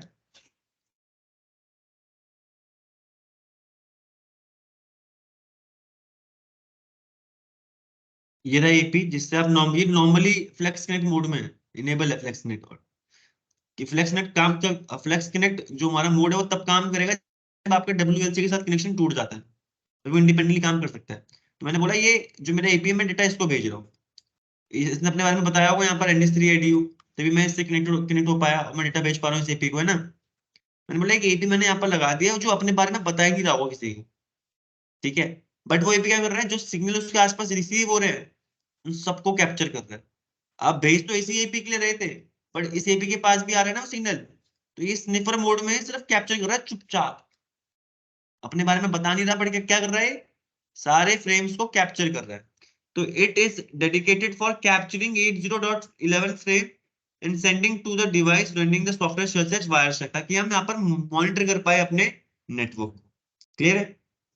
एक होता है मॉनिटर मोड, जिसमें एपी यहाँ पर, इसमें भी एपी अपने बारे में नहीं बताता, बट ये क्या करता है, ये रिसीव करता है 80.11 के फ्रेम और डिटेक्ट करता है रोग डिवाइसेस, यानी जिनको आपने मना किया है उन डिवाइसेस को डिटेक्ट करता है। कुछ बंदों को यहाँ पर अलाउ नहीं किया हुआ होगा भाई वो हमारे नेटवर्क से ना जुड़ पाए। ठीक है, तो अगर वो ट्राई कर रहे होंगे एपी को भेजने के लिए, तो ऐसा एपी जो मॉनिटर मोड में वो कैप्चर करता है ऐसे लोगों को जो रोग है, यानी रोग यानी एक तरीके से हमने मना किया हुआ है इनको कनेक्ट करने के लिए। ठीक है, if a client is found to be a rogue device, AP can send deauthentication messages and deassociate the rogue device from the AP। अगर उसने एक ऐसे डिवाइस पकड़ लिया कि भाई इसको मैंने मना किया था फिर भी एपी को डेटा भेजने की कोशिश कर रहा है, तो उसे क्या कर देगा, वो डीऑथेंटिकेट कर देगा और डिसएसोसिएट भी कर देगा उस पर्टिकुलर एपी से। तो मॉनिटर मोड की ये स्पेशलिटी होती है। ऐसे ही रोग डिटेक्टर होता है जिसमें क्या होता है, AP does not even use it's radio, but ये लिसन करता है वायर्ड नेटवर्क में। क्या बोलता है यहाँ पर, ये रोग डिटेक्टर क्या होता है, बेसिकली एक एपी है, बट ये यहाँ पर रेडियो फ्रीक्वेंसी से कैप्चर नहीं कर रहा है। क्या कर रहा है, जितना भी ट्रैफिक आपके नेटवर्क में एक वायर्ड नेटवर्क के थ्रू आ रहा है, ये उन सब में से सबकी मैक एड्रेस आ रही है, सबकी इंफॉर्मेशन आ रही है, उसमें से चेक करता है कि कौन है रोग, यानी कौन है ऐसा बंदा जिसको मैंने अलाउ नहीं किया हुआ। ठीक है, with the help of AP के MAC address, by listening to the ARP messages on the wired network and correlating it with the information received from WLC, it can detect rogue devices। जो इन network में wireless में data आ रहा है wired network में data आ रहा है, और जब डब्ल्यूएलसी में आपने रोग डिवाइसेस की लिस्ट बना रखी है, उन पे कंपेयर करता है, और फिर क्या करता है वो रिलेट कर पाता है कि कौन है यहाँ पर ऐसा बंदा जिसको मैंने अनऑथराइज कर रखा है। क्लियर है? एक आता है एससी स्पेक्ट्रम मोड, जो बेसिकली क्या करता है, ये भी ऑफर नहीं करता बीएसएस टू द क्लाइंट, यानी अपने बारे में नहीं बताएगा, डिवाइसेस को कनेक्ट होने नहीं देगा अपने आप से, बट ये डेडिकेटेड होता है रेडियो फ्रीक्वेंसी स्पेक्ट्रम चेक करने के लिए कि कौन कौन से चैनल कितना डेटा भेज पा रहे हैं, बिजी है या नहीं है। क्लियर है? जितनी भी रेडियो फ्रीक्वेंसी आसपास लोग भेज रहे हैं, आप यहाँ पर एक एपी 1 पे काम कर रहा है चैनल 1 पे, एक एपी चैनल 6 पे काम कर रहा है, एक एपी चैनल 7 पे काम कर रहा है, एक एपी 5 गीगाहर्ट्ज पे काम कर रहा है, तो इन सबके ये फ्रीक्वेंसी चेक करेगा कितना डेटा पर्टिकुलर टाइम पे जा रहा है, आ रहा है। ठीक है? ये सिर्फ इस चीज के लिए बना, ये जो एपी आप अगर आपने एससी कनेक्ट मोड में कर दिया तो सिर्फ यही काम करेगा, डेटा नहीं भिजवाता वो। क्लियर है? आगे चले।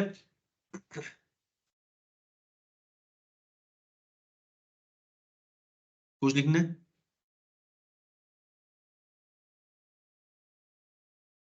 देखो यहाँ पर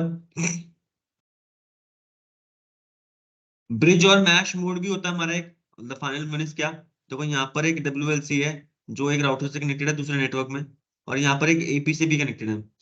ये जो एपी है यहाँ पर, ये ब्रिज और मैश मोड में दोनों में कॉन्फ़िगर है।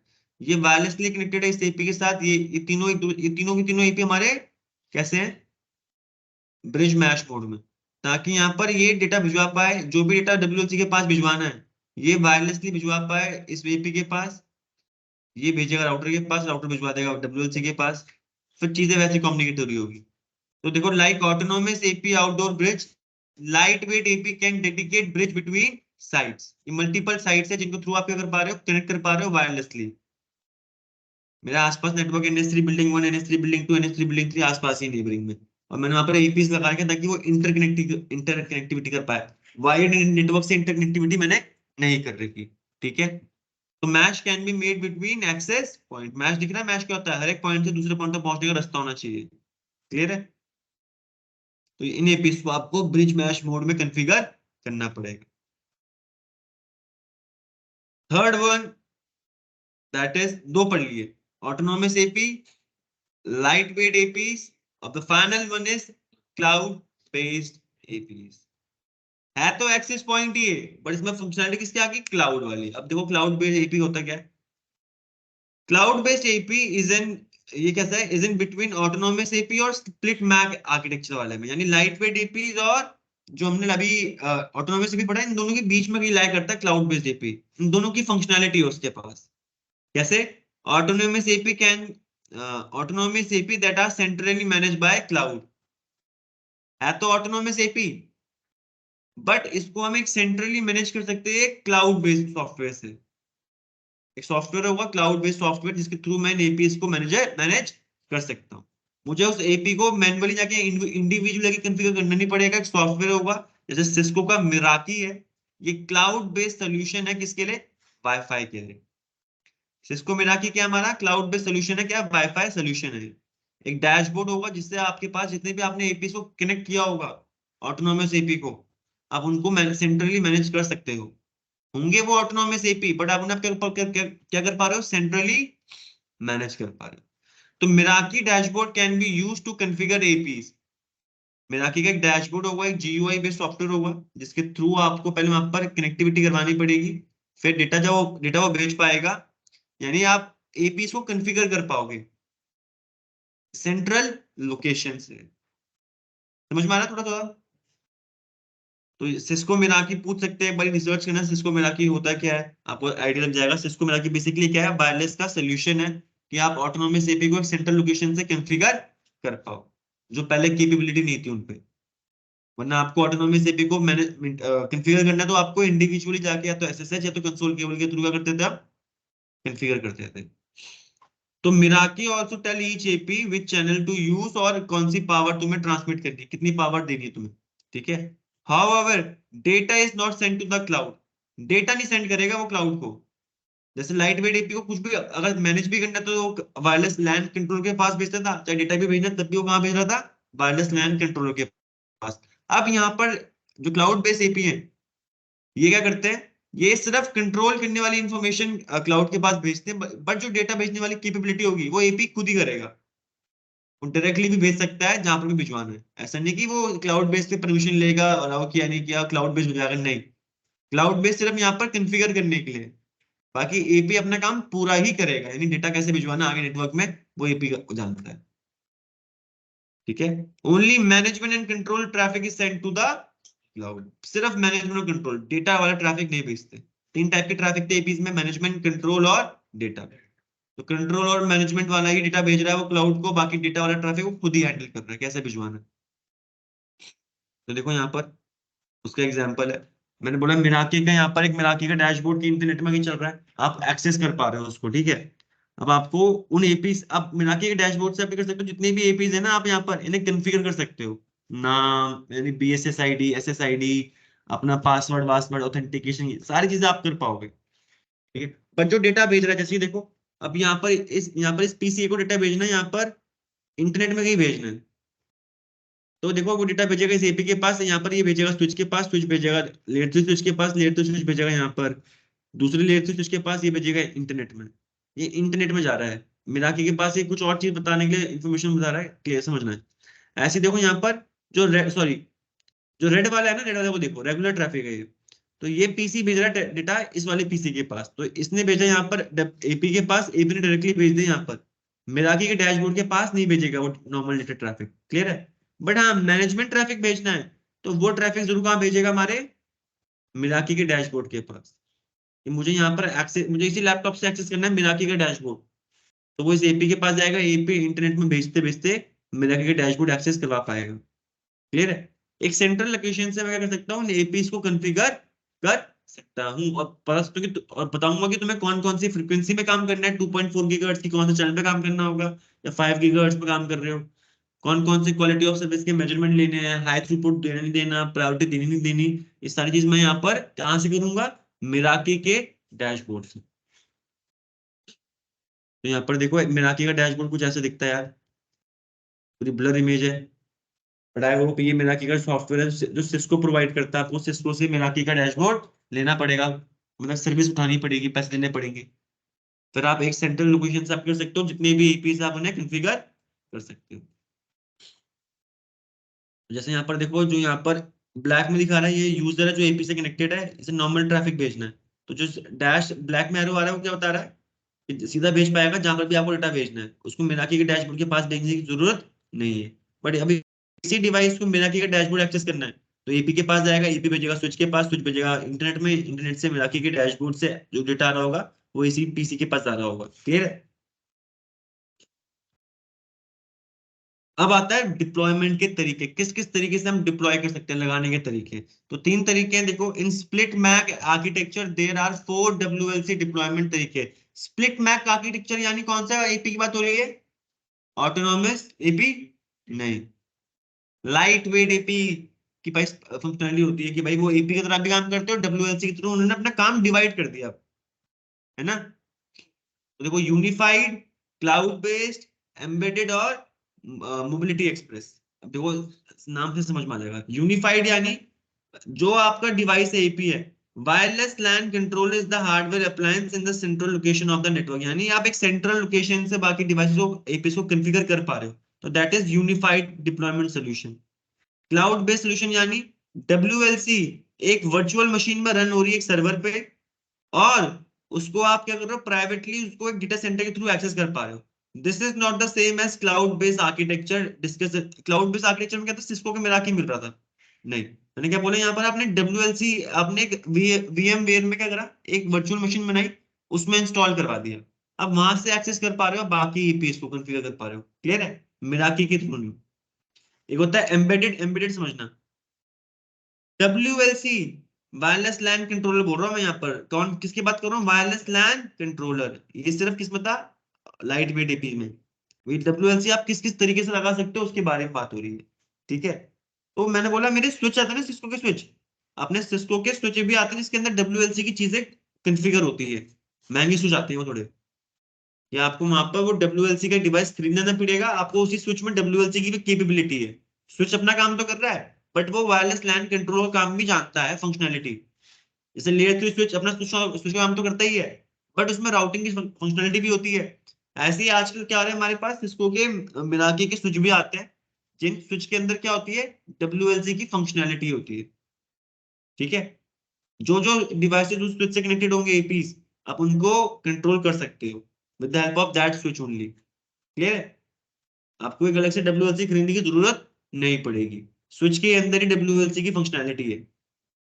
एक होता है मोबिलिटी एक्सप्रेस, यानी एपी के अंदर ही भाई डब्ल्यूएलसी है, एक ऐसा एपी है जो डब्ल्यूएलसी भी है और एपी भी है। क्लियर है? तो ये हमारे चार तरीके के डिप्लॉयमेंट होते हैं, यूनिफाइड, क्लाउड बेस्ड, एम्बेडेड और मोबिलिटी एक्सप्रेस। जो बहुत महंगे आता है मोबिलिटी एक्सप्रेस, बट सही है ये एपी भी, क्योंकि मेरा एपी है, उसके अंदर बस मुझे कॉन्फ़िगर करना है कि तुम डब्ल्यूएलसी बन जाओ। समझ रहे हो? एक एपी डब्ल्यूएलसी भी बन सकता है, बट उसके वो कौन सा होना चाहिए, मोबिलिटी एक्सप्रेस। तो यूनिफाइड कहाँ यूज करते हो सुमित सर? यूनिफाइड आप वहां यूज करते हो, देखो डब्ल्यूएलसी इज अ हार्डवेयर अप्लायंस, एक डेडिकेटेड हार्डवेयर है जो आप एक सेंट्रल लोकेशन पे डिप्लॉय करते हो। ठीक है, मेरी कंपनी नेटवर्क में लगा दिया मैंने। और ताकि क्या हो, ये क्यों यूज करते हैं, जहां आपके पास 6000 से ज्यादा एपी आपको क्या करने हैं, मैनेज करने हैं, वहां पर आप डब्ल्यूएलसी खरीद के लगाते हो, डेडिकेटेड डिवाइस। क्लियर? ठीक है, जिसका काम सिर्फ कंट्रोल करना ही है।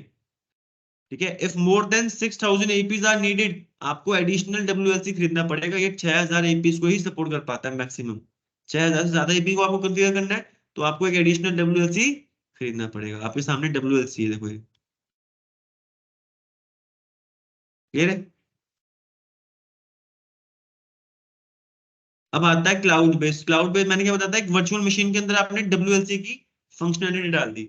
एक आपने बनाया था ना, काली लिनक्स का बनाया था यहाँ पर। ऐसे आपने क्या किया यहाँ पर, एक डब्ल्यूएलसी की मशीन बना दी, एक सॉफ्टवेयर बेसिस में आपने डब्ल्यूएलसी इंस्टॉल करवा दी एक वर्चुअल सर्वर के अंदर। अब उस सर्वर से आप कंट्रोल कर सकते हो सारे एपीज को। देख रहे हो टनल बनी हुई इनके बीच में, कैप वैप टनल। बट कनेक्टिविटी करवानी पड़ेगी, डिजिटल सर्टिफिकेट एक्सचेंज कराने पड़ेंगे। तो क्लाउड बेस्ड हम डब्ल्यूएलसी कहाँ यूज करते हैं, जहां पर भी आपके 3000 तक हमारा एपी रिक्वायरमेंट होती है, जिनको आपको 3000 एपी मैनेज करने एक टाइम पे, 3000 से कम करने, आप यहाँ पर क्लाउड बेस्ड डब्ल्यूएलसी यूज करते हैं। ठीक है, अगर आपको 3000 से ज्यादा एपी को कॉन्फ़िगर करना है डब्ल्यूएलसी के साथ, तो वहां पर आपको एक और वर्चुअल मशीन बनानी पड़ेगी डब्ल्यूएलसी में, डब्ल्यूएलसी के लिए। ठीक है, फिर आप 3000 से ज्यादा भी सपोर्ट कर सकते हो। एम्बेडेड यानी आपने जो स्विच आते हैं हमारे सिस्को के स्विचेस, उन्हीं में डब्ल्यूएलसी की फंक्शनलिटी ऐड हो रही है, दिख रही है? स्विच में मैंने क्या कर दिया, डब्ल्यूएलसी ऐड कर रहा है। स्विच ही है, उसके अंदर फंक्शनलिटी किसकी ऐड हो रखी है, डब्ल्यूएलसी की।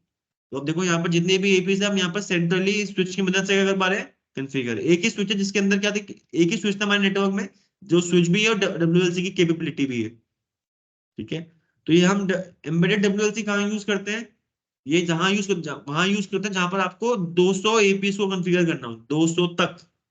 200 से कम या 200 तक, 200 से ऊपर करने पड़ेंगे तो वापस आपको क्या करना पड़ेगा, एक और स्विच लेना पड़ेगा, ये एम्बेडेड डब्ल्यूएलसी वाला। क्लियर है? द फाइनल इज सिस्को का मोबिलिटी एक्सप्रेस, यानी एक एपी ऐसा है जिसके अंदर वो एपी भी है और वो खुद भी क्या है, वायरलेस लैन कंट्रोलर। तो अब मैं उसी एपी से सारे एपी को कॉन्फ़िगर भी कर पा रहा हूँ और मैं कनेक्टिविटी भी करवा पा रहा हूँ। क्लियर है? और ये कहाँ यूज करते हैं मोबिलिटी एक्सप्रेस, जहां पर आपकी कंपनी में 100 एपी तक हो। 100 से ऊपर में आपका अगर हो गया तो एक और डब्ल्यू एक और एम्बेडेड सॉरी एक और मोबिलिटी एक्सप्रेस वाला लेना पड़ेगा, फिर जाके वो 200 300 सपोर्ट कर सकता है। ठीक है, तो अब आपके क्विज आ रहे गाइस। देखो, what kind of message is probe, management message है, कंट्रोल मैसेज होता है, या फिर डेटा मैसेज होता है, या बीकन मैसेज है? My answer is management message, क्योंकि ये तो अभी मैनेज करने के लिए ना, कि पहले देखो, एक्चुअली देखो, हाँ, मैनेजमेंट मैसेज कौन कौन से होते हैं, beacon message, probe message, authentication request message, ये कौन से ये सारे कौन से मैसेज होते हैं हमारे? कंट्रोल कौन से होते हैं, request to send, clear to send और एक्नॉलेज मैसेज। और डेटा मैसेज तो नॉर्मल डेटा वाले पैकेट्स। ठीक है, लिख लो इनको अगर आपको मैसेज टाइप लिखने हैं, अगर आपको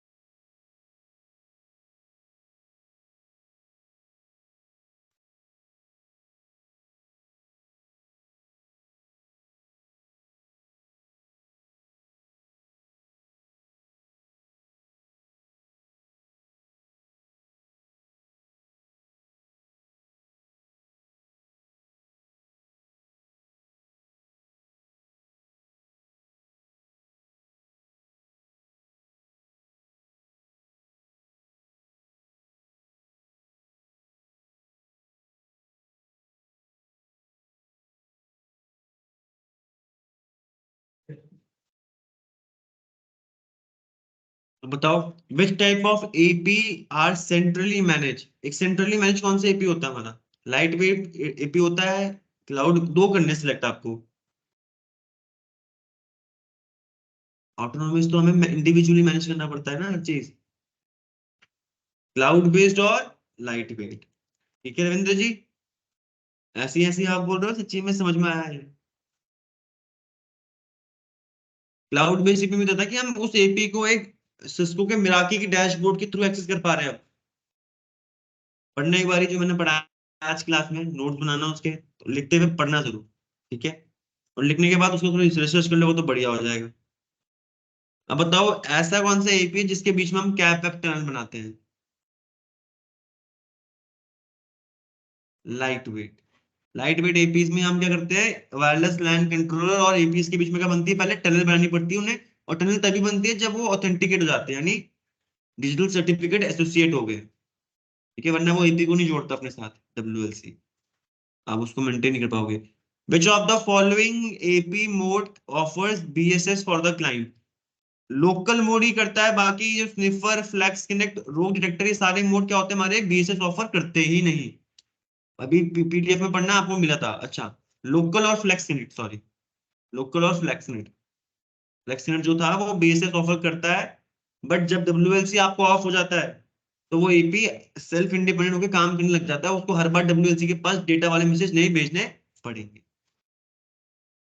Which of the following WLC deployment support the greatest number of APs?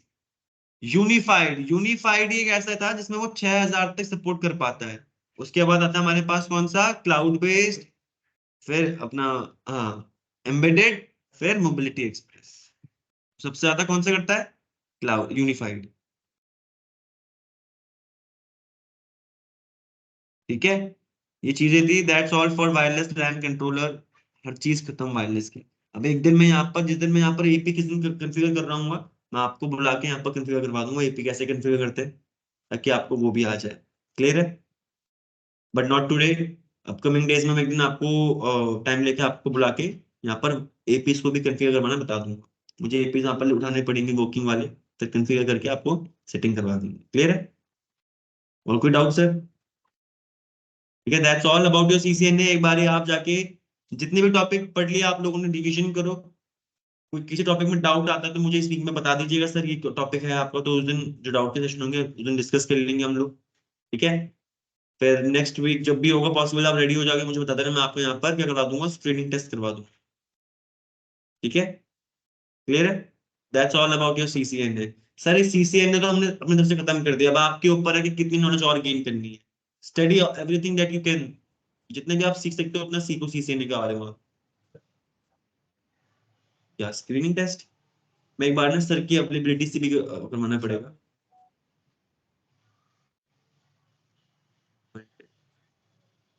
ठीक है, आप एक बार सोच लो, मैं यहाँ पर और भी, जब जैसे आपने रविंद्र जी बताया है, एक बार नवीन और आप लोग डिस्कस कर लेना।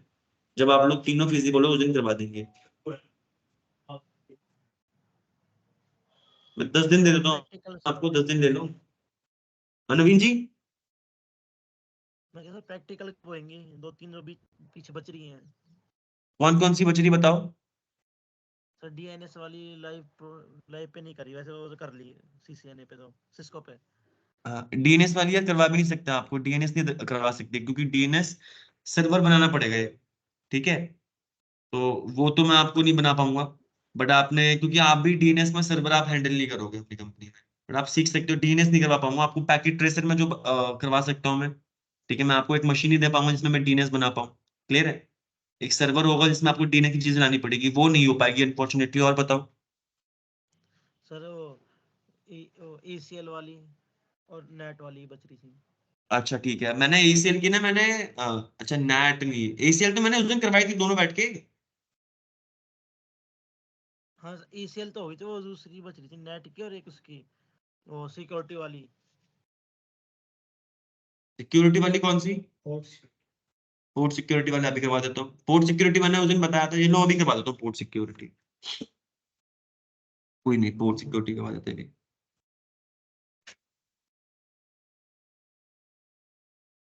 पोर्ट सिक्योरिटी क्यों नहीं हुई अभी दिखा देता हूँ आपको।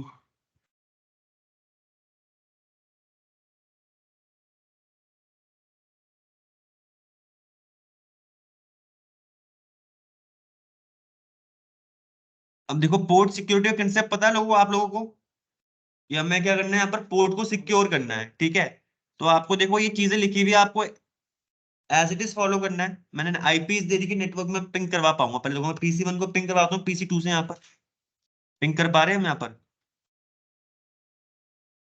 पिंग यहाँ पर नेटवर्क एक बार देख लो, यहाँ पर डायग्राम देख लीजिए, ऊपर फोकस कीजिएगा यहाँ पर, ठीक है। पिंग 10.0.0.2 को करवा रहा हूँ मैं, PC1 पे हूँ गाइस, मैंने पिंग करवाया तो यहाँ पर रिप्लाई आ रहा है, ठीक है। तो ये बंदा तो अलाउड है नहीं, स्विच काम कर पा रहा है अपना, ठीक है, चाहे मैं डिफॉल्ट गेट में भेज दूं कहीं भी। तो पोर्ट सिक्योरिटी हम इसलिए करते थे कि हम अनऑथराइज बंदा एक्सेस ना कर पाए हमारे नेटवर्क में, ठीक है। तो एक काम करते हैं, स्विच पे चलते हैं,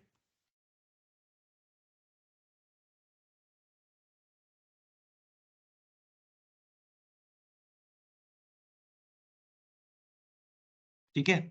स्विच पे गए, इनेबल कॉन्फ़िग टी। मैं एक ही इंटरफेस में कर रहा हूँ, मैं बोलता हूँ मेरा जो इंटरफेस F0/1 है, इसमें पोर्ट सिक्योरिटी इंप्लीमेंट करनी है। तो स्विच पोर्ट मोड एक्सेस, मैंने आपको बताया था डायनेमिक मोड में काम करता ही नहीं है, आपको एक्सेस या ट्रंक बनाना पड़ेगा, क्लियर है, ठीक है। फिर स्विच पोर्ट पोर्ट सिक्योरिटी, फिर तुम इनको मैक एड्रेस और डाल दो यहाँ पर स्टिकी स्टिकी, ठीक है, कर दिया। पोर्ट सिक्योरिटी यहाँ पर इंप्लीमेंट होगी। आपको यहाँ पर एजिंग टाइमर भी चेंज करने की इंस्ट्रक्शन दे रखी है। ये एज टाइमर यानी कितने देर के बाद वो मैक एड्रेस वहां से रिमूव हो जाए, ठीक है। अगर आपको वो करना है तो आप वो भी कर सकते हो, उसकी कमांड क्या होती है, स्विच पोर्ट एजिंग, और जो भी आपको यहाँ पर टाइम देना है, यहाँ पर टाइम लिखने के बाद मेंशन करना है कितने सेकंड, यहाँ पर आपको लिखा हुआ है मिनट्स में, तो यानी मैंने बोला 60 मिनट के बाद वो वापस रिन्यू हो जाए, ठीक है। चलो अब देखो, मैंने क्योंकि यहाँ मैन्युअली कोई मैक एड्रेस बाइंड करवाया नहीं है, तो जो पहला मैक एड्रेस यहाँ से पिंग करेगा तो वो क्या हो जाएगा, बाइंड हो जाएगा उस मैक एड्रेस उस पर्टिकुलर पोर्ट से, ठीक है। तो पिंग करवा रहा हूँ मैं इसी पोर्ट में, क्योंकि 10.1.1 ही है यहाँ पर, पिंग कर पा रहे हैं, ठीक है। अब देखो यहाँ पर स्विच में गए स्टूडेंट्स, अब एग्जिट करता हूँ, शो पोर्ट सिक्योरिटी इंटरफेस, क्योंकि मैंने सिर्फ एक ही इंटरफेस में लगा रखी है। अगर आपको जानना है कि कितने इंटरफेस में लगा रखी है, 2 मिनट रुको। शो, सिर्फ शो पोर्ट सिक्योरिटी डालोगे तो अच्छा, यहाँ पर इनेबल ही नहीं दिखा रहा बात, क्या बात है। इंटरफेस मेरे को F0/, ठीक है, F0/1 में डिसेबल हो रही है अभी भी, देखिए ना यहाँ पर, हम तो फास्ट इसमें करी थी हमने, इनेबल करी है भी ऊपर, interface F0/1 switch port mode access switch port, ठीक है, ठीक है। पोर्ट सिक्योरिटी हमने इंप्लीमेंट नहीं करी अभी, तो देखते हैं वही करते हैं।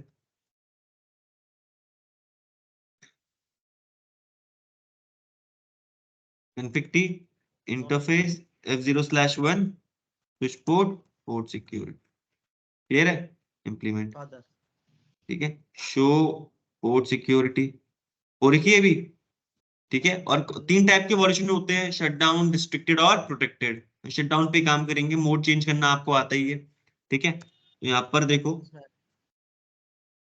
कॉन्फ़िग टी में गए, अब मैंने यहाँ पर पिंग करता हूँ, यहाँ पर एक सेकंड दीजिएगा, मैं पुष्पा डू शो पुष्पा पुष्पा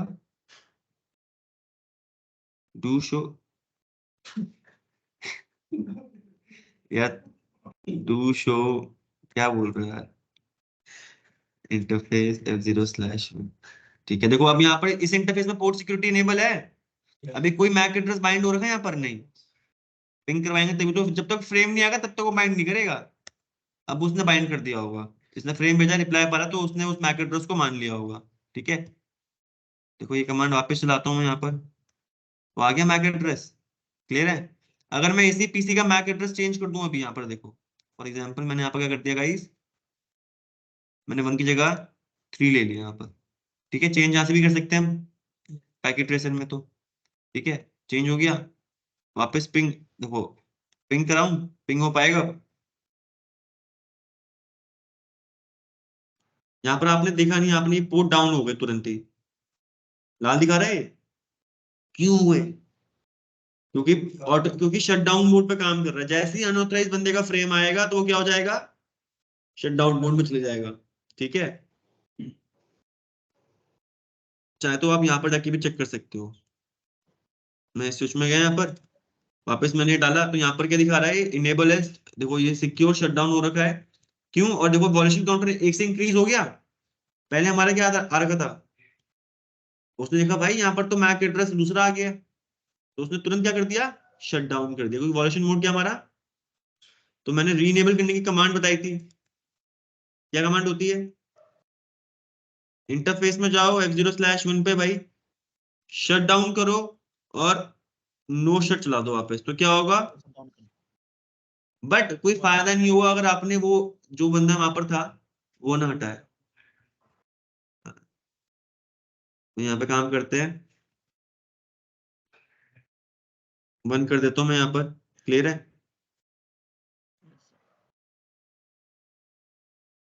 ठीक है, अभी नहीं होगा क्योंकि अभी भी बंद हो रखा है वो।